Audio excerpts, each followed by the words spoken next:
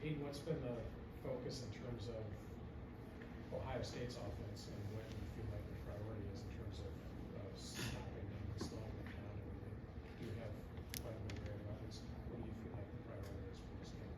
Yeah, definitely a lot of playmakers, a very explosive and dynamic offense. I'd say the biggest thing for us is, keeping those dynamic and explosive playmakers in front of us, and just making sure we're doing all the little things right on our end. Just kind of taking care of things here before we head up there Saturday.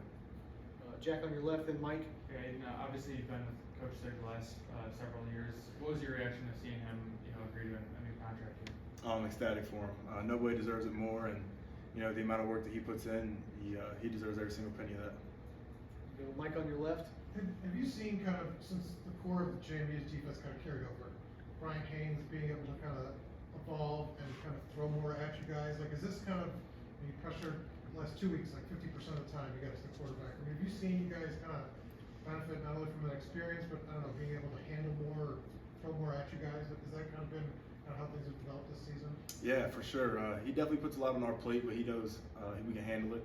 I think the biggest thing is when he puts those things on our plate, we do a great job as a unit to make sure we're on the same page. So when we do get those things thrown at us, in practice we see about every look that you can think of.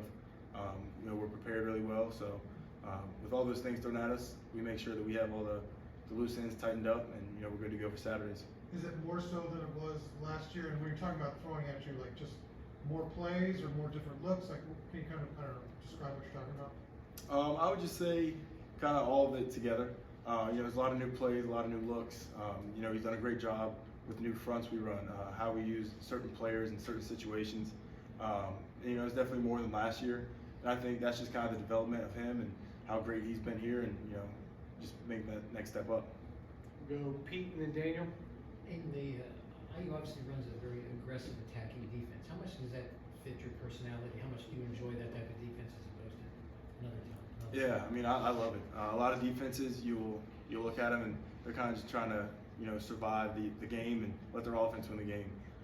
Here it's, if we need to go win a game, our defense will go win the game. So I think that's something I really enjoy, and I love the aggressive aspect of it, and I think it does fit me. And a lot of these players on this defense, they want to get after the quarterback. They want to, get to the ball carrier with bad intentions, and I think everybody really enjoys that. Daniel and Zach. Yeah, I want to say it was after MSU. You mentioned that the way that Sig handles the sideline is almost an embodiment of not too high or low. How important is that to have someone at the top who can kind of live the way and what he preaches? I mean, yeah, it's huge. A lot of people will say certain things and, go about their business in a different way. That's not the case with him. The way he talks, he walks what he talks. So it's huge, especially for us to see, and, especially going into games like this, in every game that we've had, there's going to be moments where, you're low, you're high, you're having good plays, you're having bad plays, but no matter what, you're right here the whole time, and, just making sure that the next play isn't bigger than the last or the next.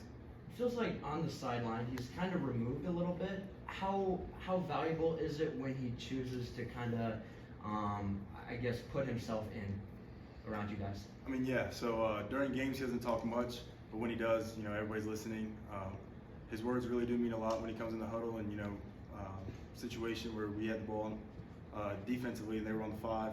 He came up, kind of gave us some words. We got there, we shut him down 4 plays in a row. We get the ball back to the offense. So just little things like that, it's really big for us. Zach on your right, then Josh. In a big game like this, how do you kind of have to be more vocal as a leader, especially with that green dot on the field in an environment like we're expecting this Saturday? I would say a lot more will be non-communicative verbally. There'll be a lot of signals, false signals, just everything kind of going in together to make sure we're on the same page. And then the biggest thing I think is making sure we're staying together this weekend. There's going to be a lot of plays, that are going to go our way, they're going to go their way, and then, in the middle. So I just think the biggest thing will be staying together, and, when we get off the sideline, we'll be verbal, we'll talk to each other, get everything together. But when we're on the field, it's going to be a lot of signals and stuff like that. We heard the crowd noise when we were walking in. How's the intensity been both yesterday and today, just in practice? I mean, it's been high. Everybody's locked in. There's a lot of details going into this game plan, and it is every week, but this week especially, so we're just making sure we're locking in on those and make sure everything's cleaned up. And what does it mean for you as a leader of this defense that Haynes is trusting you guys more and more each week to add in all these new fronts, these new formations, and some of these new kind of, audibles and calls? Yeah, it means a lot to me. I think it kind of speaks to the trust he has in me.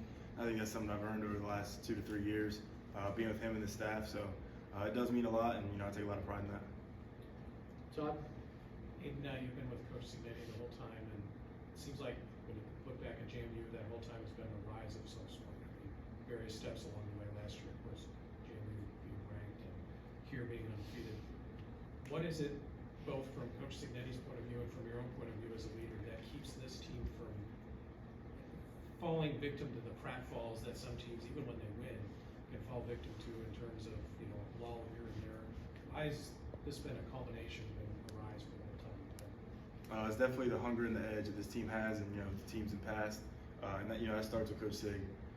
I think the biggest thing with this team, you look at the transfers that came in, you look at the guys that have been here who haven't won a lot. Everybody's getting this feeling of winning, and we're going to do everything that we can to make sure that we keep this feeling. And then you look at the edge, like the guys that are here, a lot of them are under recruited.